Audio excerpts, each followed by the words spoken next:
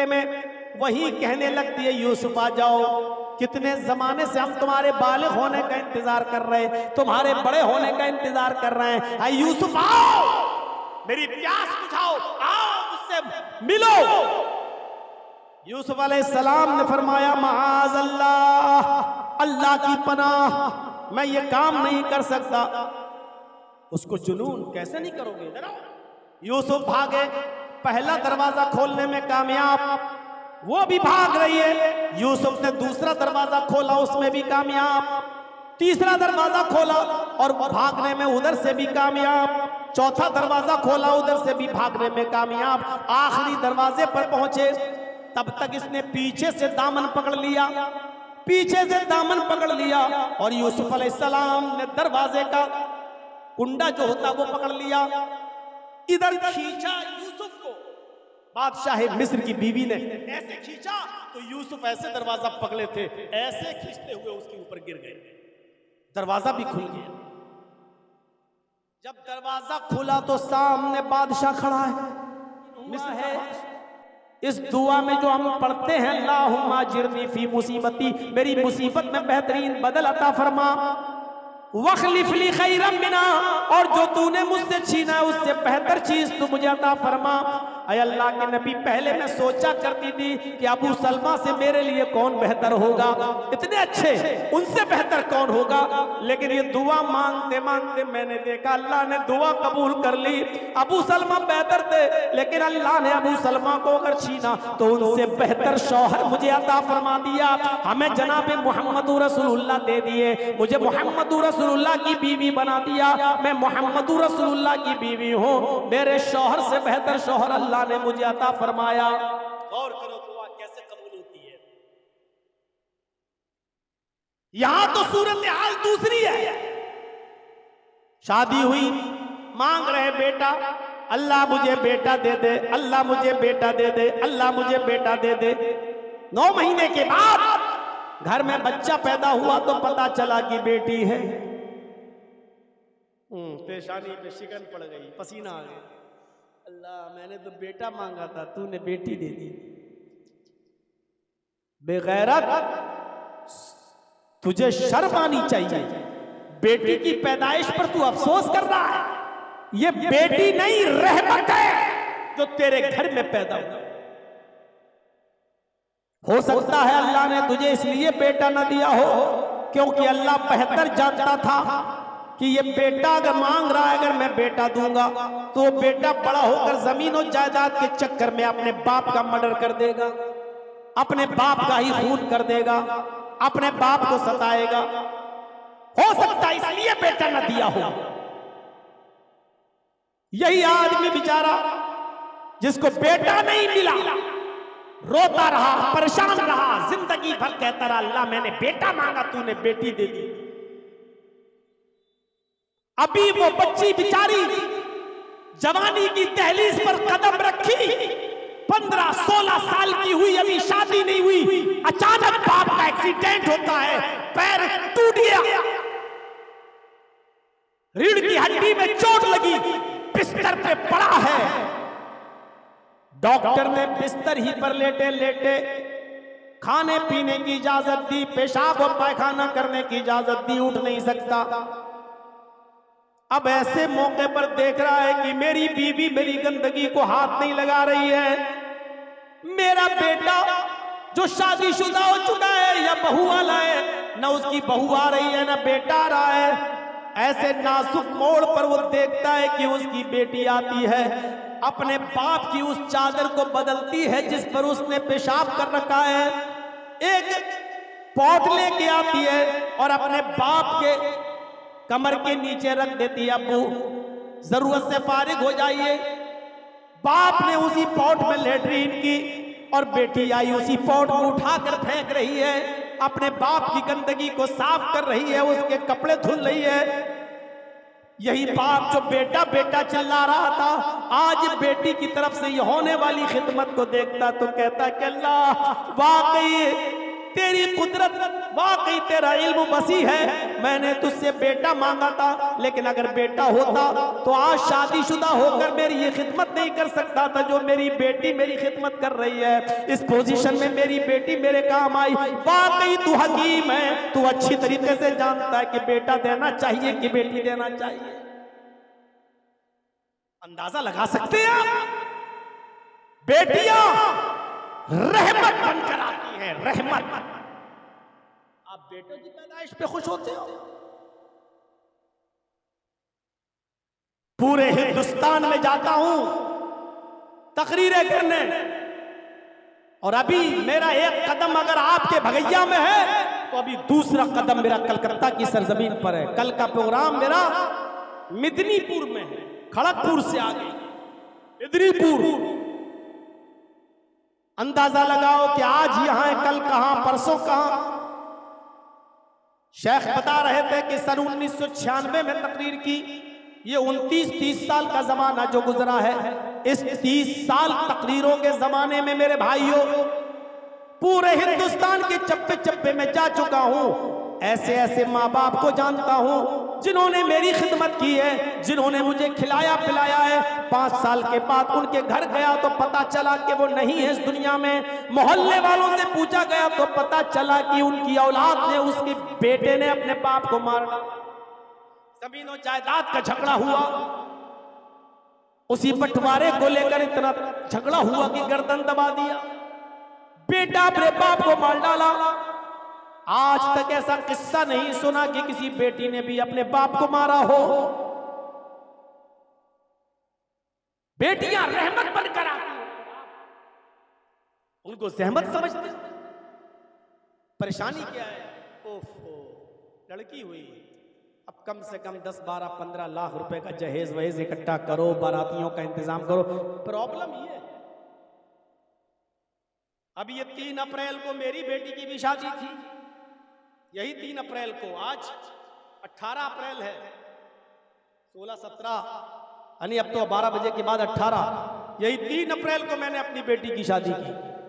जाइए पूछिए इटावा वालों से, और जाइए मंजर देखिए, ना बारातियों का पता था, ना चोरों का पता था, ना डकैतों का पता था, ना हल्दी वाले आए, ना सगाई हुई, ना मंगनी लगी, ना पक्की कराई हुई, ना दहेज जहेज दिया गया, कुछ नहीं। कासगंज इलाका है, जिला कासगंज। लड़का सिविल इंजीनियर है, पढ़ता, जॉब है उसकी दिल्ली में। चंद लोगों पर मुश्तमिल, चंद लोग, गिनती के 10-12 लोग बस आते हैं, मस्जिद में निकाह होता है। दूर से आए थे इसलिए खाना भी खिला दिया गया, दूर से ना आते तो खाने का भी इंतजाम नहीं करता। लड़की वालों के लिए है ही नहीं कि वो खाना खिलाएं। क्यों खिलाएं? चूंकि 150 किलोमीटर से चल के आए थे इसलिए खाने वाने का इंतजाम किया। मगरिब के बाद निकाह हुआ और इशा के बाद रुखसती कर दी। ना एक वीडियो बनी, ना बाराती आए, ना मैंने कोई खाना बनवाया, ना पकवान किया। मैंने खुद अपने मोहल्ले के लोगों को भी नहीं बुलाया, मैंने अपने सगे खाला खालुओं को नहीं बुलाया, मामुओं को नहीं बुलाया। लड़की वाले की जिम्मेदारी ही नहीं है। इस बात को मंजर आम पे बोल रहा हूं, रिकॉर्ड हो रहा है और ये तकरीर पूरी दुनिया सुनेगी, हमारे इटावा वाले भी सुनेंगे। अगर झूठ बोलूंगा मेरे भाइयों तो मेरी गिरफ्त भी होगी और कहेंगे लोग देखो ये जलसों में झूठ बोलता है। एक कोई नहीं दे सकता है कि मैंने दहेज दिया हो, मैंने बारात बुलाई हो और लाइटें लगी हो, खेमे लगे हो, पर्दे लगाए गए हो। मैंने भी शादी की, जो तकरीरों में बोला मैंने वैसे करके दिखाया।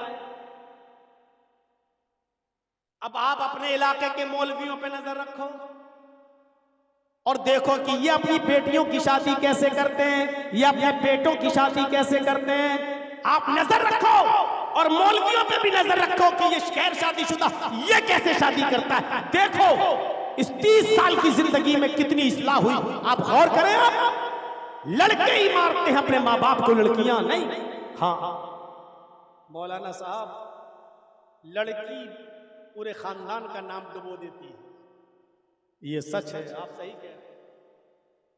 आपको उस वक्त तकलीफ होती है जब आपके घर में कोई लड़की पैदा हुई, बड़ी हुई, और आप जहां शादी करना चाहते हैं वो लड़की तैयार नहीं, वो दूसरी जगह शादी करना चाहती है, किसी गैर आदमी से निकाह करना चाहती है, और ऐसा भी हो सकता है कि वो किसी गैर मुस्लिम से शादी करना चाहती हो।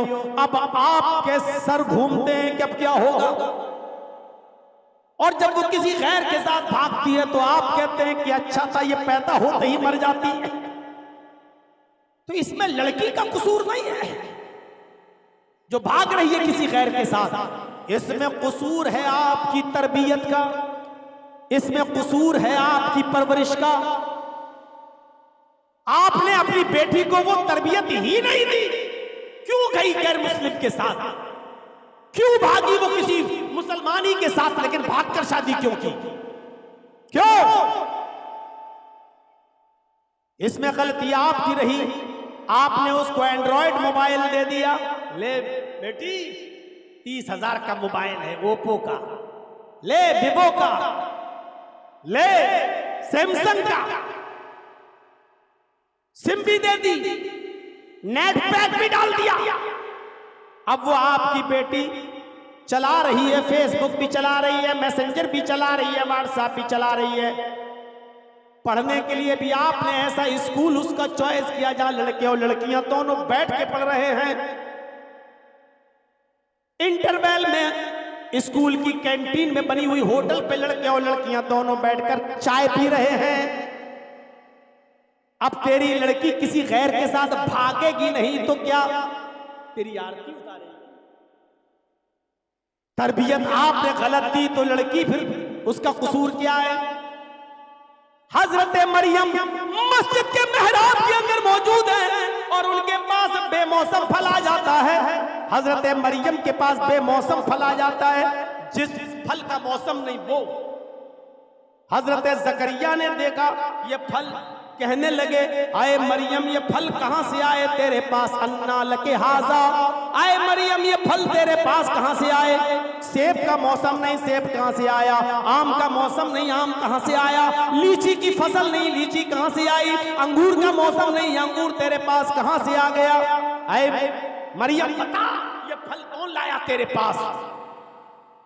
हजरत मरियम जवाब देती हैं क़ालत हुवा मिन इंदिल्लाह, आए मेरे सरपरस्त, आए मेरी परवरिश करने वाले, मुझे खिलाने पिलाने वाले, मेरा ख्याल रखने वाले, आए ज़करिया, ये तमाम की तमाम नेमतें अल्लाह के पास से आई हैं, कोई फरिश्ता रख कर गया है। आप गलत ना समझो, मेरा किसी लड़के के साथ कोई गलत ताल्लुक नहीं है, ये कोई मुझे ताल्लुक में नहीं दे गया, कोई लड़का नहीं दे गया, ये सारी नेमतें मुझे अल्लाह की तरफ से मिली हैं। हजरत ज़करिया ने कैसी परवरिश की थी और उससे पूछ रहे हैं ये फल कहां से आया? किससे? ज़करिया किससे पूछ रहे हैं? मरियम से। कौन मरियम? जिनको अल्लाह ताला ने बगैर शौहर के बेटा दिया ईसा, वो मरियम जिनके पेट से बगैर शादी के बगैर शौहर के मरियम को बेटा दिया ईसा। जब उनके ऊपर इल्जाम लगा कि मरियम जानिया बच्चला ने बगैर शादी के बच्चा पैदा कर दिया, तो मरियम की पाक दामनी का ऐलान अल्लाह रब्बुल आलमीन ने किया कि नहीं, मरियम पाक दामन है, ईसा अल्लाह के कलमे से पैदा हुए, अल्लाह के हुक्म से पैदा हुए हैं, मरियम गलत नहीं है, मरियम गलत नहीं है। जिनकी पाक दामनी का ऐलान अल्लाह ने किया, जब उससे सवाल हो सकता है, जिसके पाक दामन होने का ऐलान अल्लाह ने किया, जब उससे पूछा जा सकता है कि ये फल तेरे पास कहां से आए, तो आए लड़कियों के माँ बाप, तुम अपनी बेटियों से क्यों नहीं पूछ सकते हो ये कपड़ा कहां से आया, ये दुपट्टा कहां से आया, ये मोबाइल कहां से आया, मोबाइल में ये कवर कहां से आया? तेरे मोबाइल में बैलेंस नहीं था, इस मोबाइल में बैलेंस किसने डाला? क्या तुम अपनी बच्चियों से, अपनी बेटियों से सवाल नहीं कर सकते? और नहीं करोगे तो तुम्हारा नाम डुबोएंगी और गैरों के साथ भागेंगी, तुम्हारी आरती नहीं उतारेंगी। तरबियत जहां लड़कियों के लिए, लड़कों के लिए भी होनी चाहिए, लड़कियों पर भी नजर हो तो लड़कों पर भी नजर हो। हजरत यूसुफ अलैहिस्सलातु वस्सलाम को उनके सारे भाई लेकर गए, चलो, और और जंगल में ले गए और सबने सलाह करके यूसुफ को कुएं में फेंक दिया और दूसरी कमीज उतारी और उसमें खून लगा कर ले आए और घर पे आके कह दिया बाप से, याकूब से, यूसुफ को हमने अपने सामान के पास छोड़ दिया था और यूसुफ को भेड़िया खा गया। भेड़िए ने नोच डाला यूसुफ को। याकूब अलैहिस्सलाम समझ गए, कुर्ते का खून देखा, सूंघा, समझ गए न ये कुर्ता वो है और न ये खून बकरी का है, ये तो रंग लग रहा है। वो यूसुफ के कुर्ते को अच्छी तरीके से पहचानते थे। इन लोगों ने, भाइयों ने यूसुफ को जब फेंका तो कुर्ते समेत फेंका, लेकिन जब कुएं में फेंक दिए तो बाद में याद आया कि अब बाप को सबूत क्या देंगे, तो एक दूसरी कमीज, दूसरा कपड़ा उसी रंग का खरीद के उसमें रंग लगा लाए, कलर लगा लाए, बिदमिन का झूठा खून लगा लाए और अपने बाप को पेश किया। लेकिन बाप ने कुछ नहीं कहा, वो समझ गए न कमीज वो है न खून असली है। लेकिन बेटों से कुछ नहीं कहा, सब्र करते रहे, सब्र करते रहे और अपने बेटे के लिए दुआ मांगते रहे। और इधर हाल ये हुआ कि यूसुफ अलैहिस्सलाम को एक काफिला आया, उसको पानी निकालना था, कुएं में उसने डोल डाला और जब खींचा तो यूसुफ अलैहिस्सलाम उसी डोल में बैठ गए। जब खींचा तो भारी लगा, बहरहाल खींच कर निकाला गया तो देखा कि यूसुफ है, लड़का है। तो खुश हो गए ये काफिले वाले और कहने लगे बुशरा हाज़ा गुलाम, खुशी हो, हमें तो फ्री फंड में एक गुलाम मिल गया, चलो इसको बाजार में बेच देंगे, कुछ कीमत मिल जाएगी। जल्दी जल्दी वो इसको लेकर मिस्र के बाजार में पहुंचे। खूबसूरत थे यूसुफ अलैहिस्सलाम, छोटे थे लेकिन बड़े खूबसूरत थे और मिस्र के बाजार में बेच दिए गए और बादशाह के घर तक पहुंच गए। बादशाह मिस्र ने खरीद लिया, बहुत सस्ते में खरीदा। वशराहु बिसमन बख्सिन दराहिम मादूदा। चोरी का कोई मोबाइल हो, अगर मुझे चोरी का मोबाइल मिल जाए, चाहे उसकी कीमत 1 लाख हो, तो जल्दी से उसको बेचने की कीमत, अरे ला यार 10,000 दे ले जा, तो 1 लाख की चीज 10,000 में। अभी जो 10,000 मिल रहा है वो भी कहीं पकड़े गए तो वो भी नहीं मिलेंगे। तो ये लड़का हाथ लग गया, कोई असली मालिक ना आ जाए वरना लड़का ले जाएगा छीन के, इसलिए जो मिल रहा है ले लो। चंद दिरहमों में यूसुफ को बेच दिया गया। यूसुफ अलैहिस्सलाम जब बादशाह मिस्र के घर में आए तो बीवी उनकी देखी तो देखती रह गई, बड़े खूबसूरत है यूसुफ लेकिन छोटे हैं। वो उनका ख्याल रखने लगी, खिलाने लगी, पिलाने लगी, बड़ा करने लगी। यूसुफ जैसे जैसे बड़े होते गए उनकी खूबसूरती भी वैसे वैसे बढ़ती गई। हालांकि होता उल्टा है, बच्चा छोटेपन में खूबसूरत होता, बड़ा होता जाता है तो खूबसूरती कम होती जाती है, लेकिन यूसुफ के साथ उल्टा हुआ। यूसुफ जैसे जैसे बड़े होते जा रहे हैं खूबसूरती बढ़ती जा रही है। और जब जवान हो गए तो बादशाह मिस्र की बीवी ही उनके ऊपर मर मिटी। बादशाह की बीवी फरेफ्ता हो गई, बरगलाने लगी, बहकाने लगी, लेकिन यूसुफ हाथ नहीं आए। एक दिन कहने लगी चलो अंदर चलो, तुमसे बहुत जरूरी काम है। सोचा ये हमारी मालिकन है, चलो क्या काम होगा। वो अंदर ले गई, ये दरवाजा बंद, आगे ले गई, वो दूसरा दरवाजा बंद, फिर एक और कमरे में ले गई, उसका दरवाजा बंद, फिर एक और कमरे में ले गई, उसका दरवाजा बंद, कई दरवाजों के अंदर ले गई। गल्लक़तिल अबवाब, कुरान में जमा इस्तेमाल हुआ है, उसने सारे दरवाजे बंद कर दिए। इसका मतलब एक दरवाजा नहीं था, कई दरवाजे थे, उसने सारे दरवाजे बंद कर दिए ताकि भाग ना पाए यूसुफ। और जैसी वहां पहुंचती है बंद कमरे में, वही कहने लगती है यूसुफ आ जाओ, कितने जमाने से हम तुम्हारे बालिग होने का इंतजार कर रहे हैं, तुम्हारे बड़े होने का इंतजार कर रहे हैं। आई यूसुफ आओ, मेरी प्यास बुझाओ, आओ मुझसे मिलो। यूसुफ अलैहिस्सलाम ने फरमाया माअज़ल्लाह, अल्लाह की पनाह, मैं ये काम नहीं कर सकता। उसको जुनून, कैसे नहीं करोगे, जरा। यूसुफ भागे, पहला दरवाजा खोलने में कामयाब, वो भी भाग रही है। यूसुफ ने दूसरा दरवाजा खोला, उसमें भी कामयाब, तीसरा दरवाजा खोला और भागने में उधर से भी कामयाब, चौथा दरवाजा खोला, उधर से भी भागने में कामयाब। आखिरी दरवाजे पर पहुंचे, तब तक इसने पीछे से दामन पकड़ लिया, पीछे से दामन पकड़ लिया और यूसुफ अलैहिस्सलाम ने दरवाजे का कुंडा जो होता वो पकड़ लिया, इधर खींचा यूसुफ को, बादशाह मिस्र की बीवी ने ऐसे खींचा तो यूसुफ ऐसे दरवाजा पकड़े थे, ऐसे खींचते हुए उसके ऊपर गिर गए, दरवाजा भी खुल गया। जब दरवाजा खुला तो सामने बादशाह खड़ा है, मिस्र का बादशाह, उस औरत का शौहर। हालत ये थी कि वो औरत नीचे गिरी है, यूसुफ अलैहिस्सलाम उस औरत के ऊपर गिरे हैं और सामने दरवाजा खुला है और दरवाजे पर बादशाह खड़ा है। फौरन खड़ी होती है और इल्जाम लगाते हुए कहती है कि आए मेरे शौहर, आपकी बीवी पर अगर कोई गलत नजर डाले और गलत इरादे से उसको पकड़ने की कोशिश करे, उसके साथ जिना करने की कोशिश करे, तो उसकी सजा क्या होनी चाहिए सिवाय जेल खाने के। बादशाह मिस्र को यकीन नहीं आया, बचपन से देख रहा है, यकीन नहीं आया कि ऐसा कैसे कर सकता। कहा ठीक है, जेल में तो जाएगा लेकिन पहले मुकदमा चलेगा, अदालत से साबित तो हो जाए। जब मुकदमा दायर किया गया तो बादशाह के करीबी जज ने जो फैसला सुनाया वो ये सुनाया कि आए बादशाह सलामत, यूसुफ सच्चा है या झूठा, तेरी बीवी सच्ची है या झूठी, तो उसको पहचानने का एक ही तरीका है, यूसुफ का कुर्ता देखा जाए, यूसुफ की कमीज देखी जाए। अगर वो कमीज पीछे से फटी है तो यूसुफ सच्चा है, तेरी बीवी झूठी, और अगर वो कमीज आगे से फटी है तो यूसुफ झूठा है और तेरी बीवी सच्ची। कुर्ता मंगाया गया भरी अदालत में, जब कमीज चेक की गई तो वो कमीज पीछे से फटी थी, उसने खींचा था ना पीछे से, खींचा तो कुर्ता फट गया, कमीज फट गई। तो बादशाह ने समझ लिया, कहने लगा कि तुम औरतों की चालें बड़ी खराब हुआ करती हैं, बड़ी धोखेबाज होती हैं तुम औरतें, और एक बेगुनाह बेकसूर को तुम जेल में डलवाती हो। जेल में डलवा रही थी, तौबा कर, इस्तिगफार कर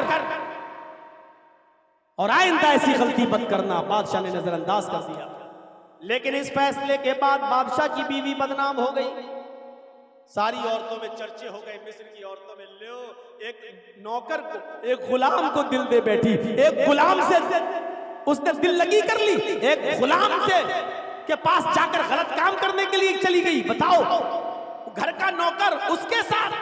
जब ये बदनामी वो बर्दाश्त न कर सकी तो उसने सारी मिस्र की औरतों की दावत कर दी, दस्तरखान बिछा दिया, सबके सामने प्लेटें रख दी, प्लेटों में फल रख दी और फल को एक एक छुरी रख दी और इन औरतों से कहा कि फलों को काटो। मिस्र की औरतें जब फल काटने लगी तो यूसुफ से बादशाह की बीवी ने कहा, यूसुफ इन औरतों के सामने से गुजर जाओ, इन औरतों के सामने से निकलो। यूसुफ अलैहिस्सलाम उन औरतों के सामने से जब गुजरे तो क्या देखते हैं, मिस्र की सारी औरतें उन्हीं को देखने लगी, और जब मिस्र की औरतें यूसुफ को देखने लगी तो खूबसूरती देखकर मिस्र की सारी औरतें भूल गईं कि हम किसको देख रहे हैं, फल काट रहे हैं या उंगली। वो छुरियां तो उंगली पे चला रही थी और ये सोच रही थी कि फल कट रहा है, हालांकि फल तो कब का कट गया है, अलग हो गया है। बजाय फल काटने के वो अपनी उंगलियों को काटने लगी और यूसुफ को देखती रह गई, छुरी उंगलियों पे चलने लगी, कहने लगी मा हाजा बशरा, ये इंसान नहीं है, ये तो कोई फरिश्ता नजर आता है। अब बादशाह की बीवी ने कहा, और तो बताओ तुम्हारा दिल इस नौजवान पर आया या नहीं आया? आ गया, हम खुद इसके दीवाने हो गए। अभी तो सिर्फ बादशाह की बीवी दीवानी थी, अब जितनी औरतों ने देखा सब उसकी दीवानी। बादशाह की बीवी बोली, अब तुम ही बताओ कि मैं अपने दिल को कैसे समझाऊं, तुमने तो एक झलक देखी है, तुम इसकी दीवानी हो गई हो। मेरे घर में तो छोटा था तब से पल रहा है और मैं इसके बालिग होने का इंतजार करती रही, और जब ये बालिग हुआ तो मैं इससे अपनी उम्मीद पूरी करने के लिए इसको बुलाने लगी, तो इसने मना कर दिया। तुमने एक झलक देखी तो तुम अपने आप को कंट्रोल नहीं कर पा रही हो। मेरे दिल से पूछो कि मैं कैसे कंट्रोल करके रहती हूँ। और सबके सामने ऐलान कर रही है ये औरत, बादशाह की बीवी, सुन लो, अगर इस लड़के ने, इस आदमी ने अगर मेरी ख्वाहिश पूरी नहीं की, मेरी बात न मानी, तो जिंदगी भर जेल में सड़ेगा, जिंदगी भर जेल खाने में कैद करवा दूंगी, इल्जाम लगा लगा कर इसको जेल पहुंचा कर मानूंगी और पूरी जिंदगी इसकी जेल में गुजर जाएगी। अब यूसुफ अलैहिस्सलाम के सामने दो रास्ते थे, या तो बादशाह की बीवी की बात मान ले और 5 उंगली घी में। भाई बादशाह की बीवी अगर उसको सपोर्ट करने लगे तो कितना वो आराम में होगा, कितने आराम से जिंदगी गुजारेगा। या तो फिर बादशाह की बीवी की बात ना माने तो जिंदगी भर जेल में। अब यूसुफ सोचने लगे कि मैं क्या करूं, बात नहीं मानता तो जेल खाना और बात मान लेता हूं तो हरामकारी, मैं क्या करूं। अपनी नजरें आसमान पे डाली और कहा अल्लाह, इन दो रास्तों में मैं जिस रास्ते को पसंद करता हूं वो तुझसे मांग रहा हूं। रब्बिस्सिज्नु अहब्बु इलैया मिम्मा यदऊननी इलैहि। आय अल्लाह, मैं जेल में रहना ज्यादा पसंद करूंगा, लेकिन वो काम नहीं करूंगा जिस काम की तरफ ये औरत मुझे बुला रही है, और ये मिस्र वालियां मुझसे गलत काम लेना चाहती हैं, मैं वो काम नहीं करूंगा। इससे बेहतर है कि मेरी पूरी जिंदगी जेल में गुजर जाए। यूसुफ अलैहिस्सलाम ने परेशानी वाला रास्ता उठाना गवारा कर लिया कि मैं जेल में जाऊंगा। आखिरकार जब बादशाह मिस्र की बीवी की बात न मानी तो उसने भी इल्जाम लगाकर यूसुफ अलैहिस्सलाम को जेल भिजवा दिया। अब यूसुफ अलैहिस्सलाम जेल में गुजारते हैं अपनी जिंदगी, तकरीबन 7 साल जेल में गुजारते हैं, तकरीबन 7 साल जेल में गुजारते हैं। अब वहां ख्वाब की ताबीर बताते हैं, उसी असना में बादशाह ने भी ख्वाब देखा। हजरत यूसुफ ने ताबीर बता दी। बादशाह ने कहा जिसने ये ताबीर बताई वही मुल्क के मिस्र को कहत से और परेशानी से बचा सकता है, लिहाजा उसको जेल से छुड़ाया गया बादशाह के हुक्म पर, और बादशाह ने यूसुफ अलैहिस्सलाम को मुल्क के मिस्र का बादशाह बना दिया। अब मिस्र की बादशाहत यूसुफ अलैहिस्सलाम के हाथ में आ गई। अब गौर कीजिए कितना जमाना गुजर गया। बचपन में कुएं में फेंके गए, कुएं से निकाल कर मिस्र के बाजार में बेचे गए, मिस्र के बाजार में बेचने के बाद तकरीबन 15 साल तक, जब तक बालिग नहीं हो गए तब तक बादशाह के घर में पले, और 15 साल यानी 20 साल के हो जाने के बाद बादशाह की बीवी ने गलत इल्जाम लगाया तो जेल में डलवाया। तकरीबन 7 साल जेल में रहे, 27 साल इतनी लंबी मुद्दत अपने बाप से अलग रहे, और बाप का हाल ये है कि अल्लाह मेरा बेटा, अल्लाह मेरा बेटा। याकूब अलैहिस्सलाम दुआ मांग मांग के उनकी आंखें अंधी हो गई, दुआ मांगते मांगते आंसू बहाते बहाते वो बीना बीना हो गए। जब मुल्क के बादशाह बन गए हजरत यूसुफ, तब उनको याद आया, कहने लगे कि अब सही वक्त है मुझे अपने बाप को याद करने का, सही वक्त है मुझे अपने बाप को अपने यहाँ बुलाने का। तो जो कमीज बचपन में, जिस कमीज को पहनकर वो कुएं में फेंके गए थे, जो कमीज हजरत यूसुफ संभाल के रखे थे, उसी कमीज को हजरत यूसुफ ने निकाला, और कमीज निकालने के बाद मिस्र के कुछ लोगों को भेजा, जाओ मैं उस बस्ती में जाओ, वहां एक बूढ़ा आदमी तुम्हें मिलेगा, उसका नाम याकूब होगा, उस याकूब को बोल देना कि मिस्र के बादशाह ने तुम्हें ये कुर्ता, ये कमीज भेजी है, बाकी बातें उनको याद आ जाएंगी। मिस्र के कुछ लोग यूसुफ का कुर्ता लेकर जब दूसरे मुल्क पहुंचे और वहां याकूब अलैहिस्सलाम से मिले, अभी तक इन लोगों को यह नहीं मालूम था कि यूसुफ से हमें जहां भेजा है वो यूसुफ का बाप है और यूसुफ उसका बेटा है। अभी किसी को नहीं मालूम, बादशाह को भी नहीं मालूम। जब ये लोग मिस्र से चलकर उस मुल्क में आए जहां याकूब रहते थे और याकूब अलैहिस्सलाम से मुलाकात की, तो कहा कि मिस्र के बादशाह ने ये कुर्ता आपको दिया है। जैसे उस कुर्ते को हजरत याकूब अलैहिस्सलाम ने सूंघा, अल्लाह से दुआ की, आंखों की रोशनी वापस आ गई। इस कुर्ते को देखा तो पहचान गए कि ये तो मेरे बेटे का कुर्ता है, ये तो यूसुफ अलैहिस्सलाम पहना करते थे। उसको सूंघा तो यूसुफ अलैहिस्सलाम की महक उनको अच्छी तरीके से सूंघने में आ गई। कहने लगे ये कुर्ता तुम्हें किसने दिया? कहा बादशाह ने। कहा उसका नाम क्या है? कहा यूसुफ। तो याकूब अलैहिस्सलाम ने कहा क्या वो जिंदा है? कहा हाँ। जो सवाल किया उस सवाल को सुनिएगा मेरे साथियों। आए मिस्र वालों, कैफ तरक्तहू, तुमने यूसुफ को किस हाल में छोड़ा, कैसे छोड़ा, कहां छोड़ा, किस पोजीशन में छोड़ा? पहला सवाल, किस हाल में? मिस्र वालों ने कहा किस हाल में? किस हाल में पूछते हो? तारा को तू मलिका मिस्र, अरे उसके तो मजे ही मजे। इस वक्त वो मिस्र का बादशाह है, इस वक्त यूसुफ मिस्र का बादशाह है। तरक्तुहू मलिका मिस्र, मैंने मुल्क मिस्र के बादशाह की हालत में छोड़ा है। याकूब अलैहिस्सलाम के आंखों में आंसू आ गए और रोते हुए कहते हैं ला अस्अलुकुम मन हाजा, मेरे पूछने का ये मतलब नहीं कि वो बादशाह है, गवर्नर है, क्या है, ये नहीं पूछना चाहता हूं मैं कि वो क्या है। ये मत बताओ मुझे कि वो क्या है। अस्अलुकुम अन ये दीन इन तरक्तहू, मैं ये जानना चाहता हूं कि यूसुफ को तुमने किस दीन पर छोड़ा है, किस दीन की वो किसकी इबादत करते हैं, उनका काम क्या है। यूसुफ इतने बड़े हो गए, मुल्क के मिस्र के बादशाह बन गए, कहीं अय्याश तो नहीं, जिनाकार तो नहीं, क्योंकि आजकल अय्यारों, मक्कारों, अय्याशों और नाजायज और गलत लोगों के हाथों ही में हुकूमत आती है। कहीं यूसुफ गलत तो नहीं है। फी अय्यदी अला यदीन तरक्तहू, किस दीन पर तुमने उनको छोड़ा। मिस्र के लोगों ने जो कुर्ता लेकर आए कहने लगे कि हमने उनको इस हाल में छोड़ा कि वो ला इलाहा इल्लल्लाह पढ़ते हैं, वो इस बात का इकरार करते हैं कि अल्लाह के अलावा कोई माबूद नहीं, और इसी कलमे की तरफ लोगों को बुलाते हैं, एक अल्लाह की इबादत का हुक्म देते हैं और नमाज कायम करते हैं, नमाज पढ़ते हैं। इसी दीन के ऊपर हमने उनको छोड़ा है।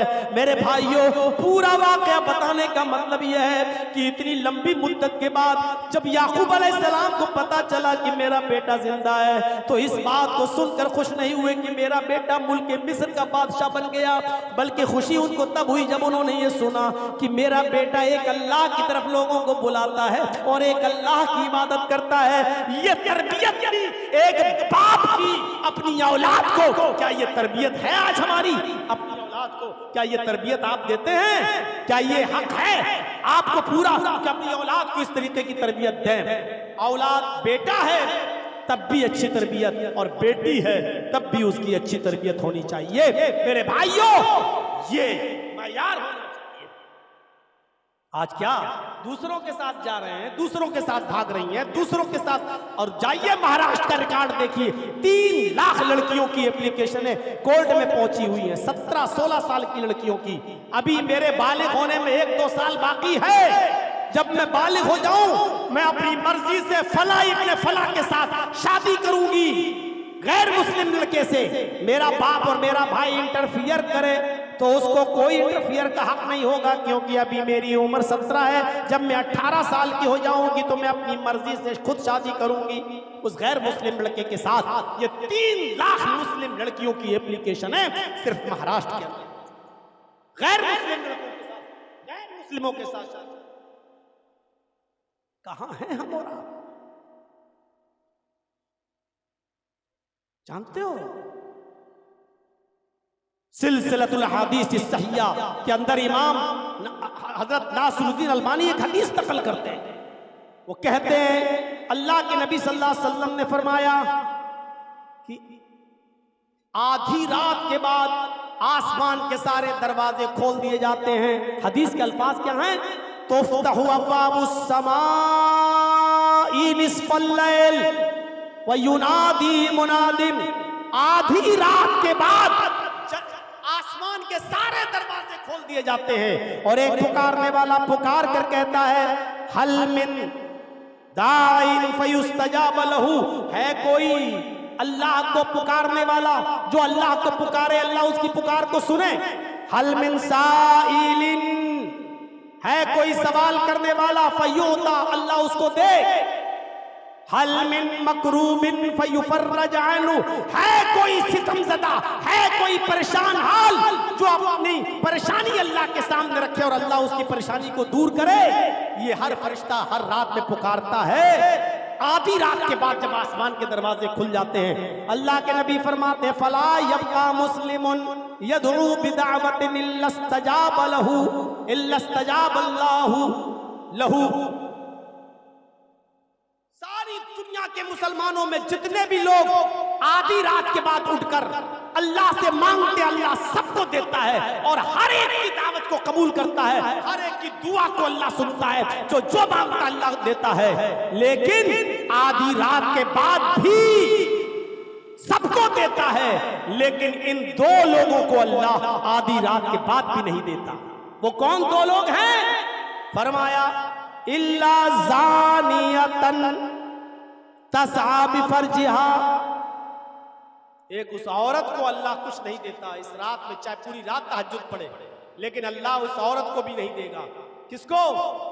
जो जिना करती है। तसआ बिफरजिहा, अपनी शर्मगाह को लेकर दौड़ती है, कभी इधर कभी इधर कभी इधर, यानी कॉल गर्ल या तवाइफ, जिस्म फरोश जो अपना जिस्म बेचती है। अभी इस कस्टमर से निपटी, फिर 1000 रुपए कहीं मिला, दूसरी जगह चली गई, फिर तीसरी जगह चली गई। तसआ बिफरजिहा, जो अपनी शर्मगाह को लेकर इधर उधर भागी भागी फिरती है, ऐसी औरत की दुआ अल्लाह ताला आधी रात के बाद भी नहीं सुनता। इसमें वो लड़कियां भी शामिल है। एक को छोड़ा, उसके साथ गलत काम किया, उसको छोड़ा, उससे मोहब्बत छोड़ी, अब दूसरे को पकड़ लिया, दूसरे से 1 आध साल ताल्लुक किया, उसको छोड़ा, फिर तीसरे को पकड़ लिया, तीसरे को छोड़ा, फिर चौथे को पकड़ लिया, और सबके साथ सबके बिस्तर पे सोती है, सबके साथ गलत काम करती है। ये लड़की चाहे वो पैसा भी ना लेती हो, फ्री में अपने बॉयफ्रेंड के सामने अपने जिस्म को पेश कर देती हो, लेकिन कई उसके बॉयफ्रेंड हो तो ये लड़की भी उसमें शामिल। ऐसी लड़की और ऐसी औरत की अल्लाह तबारक व तआला दुआ नहीं सुनता। और उशारन, नाजायज टैक्स लेने वाले की भी नहीं सुनता। हमारे घर के बाहर दरवाजा लगा है, हमने रोक लगा दी, नहीं साहब आप यहाँ से नहीं गुजर सकते हो। क्यों? अगर गुजरना तो 100 रुपए दो।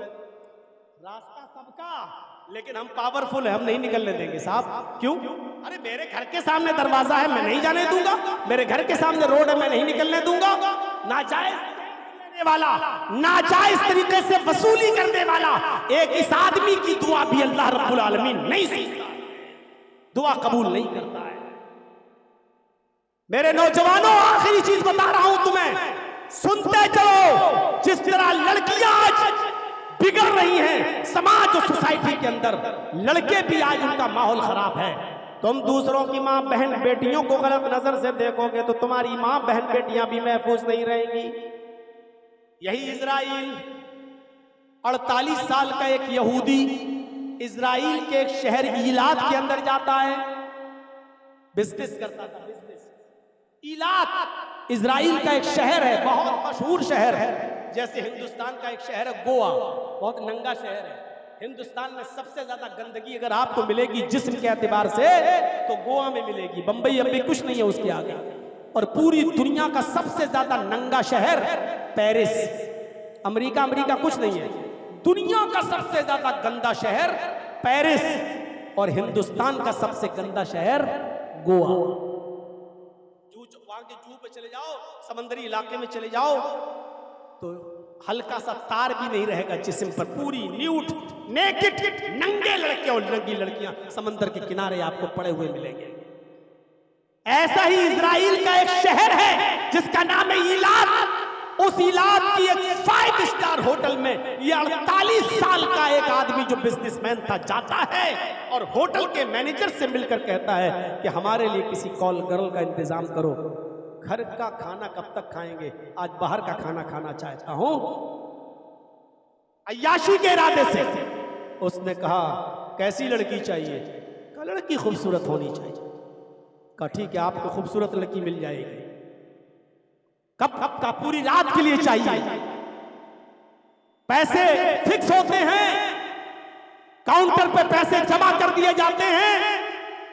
लड़की को फोन करके होटल का मैनेजर बुलाता है, कॉल कर लाती है, उसको रूम नंबर बताया जाता है, इस रूम नंबर में तुम्हें जाना है, तुम्हारा पैसा पेड है, वो आओ हम तुम्हें दे देंगे, सुबह जब जाओगी तो अपना पैसा लेके चले जाना।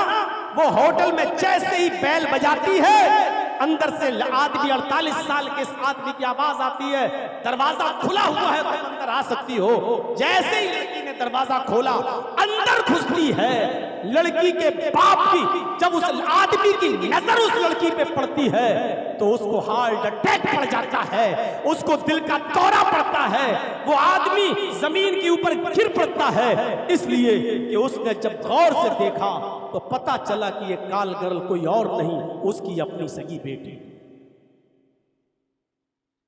ये कॉल गर्ल कोई और नहीं, उसकी अपनी सगी बेटी है।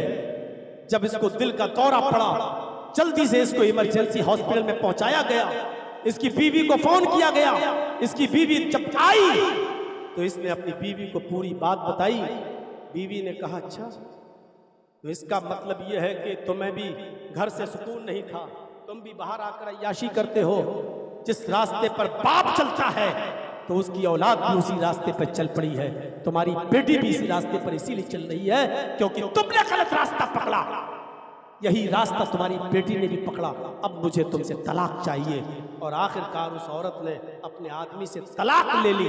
मेरे भाइयों, जब तुम बाप होकर गलत रास्ते पे चलोगे, तुम्हारी बेटियां भी गलत रास्तों पे चलेंगी, नहीं बचा पाओगे तुम। पाकिस्तान का एक शहर है कराची, कई बार मैं जा चुका हूं। उस कराची के अंदर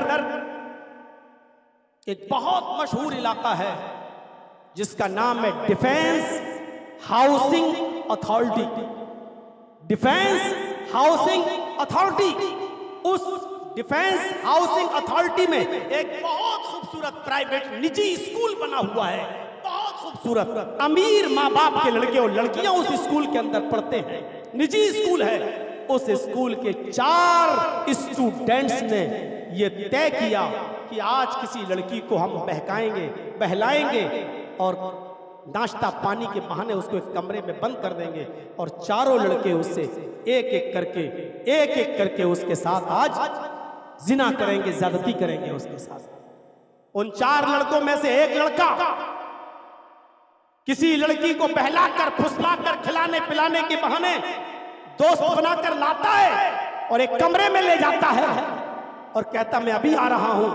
बाहर आकर कॉल करता अपने तीनों साथियों से, काम हो गया। लड़की को जान से मारने की धमकी दे दी गई। लड़की डर गई, लेकिन वो गलत काम करने पर तैयार है।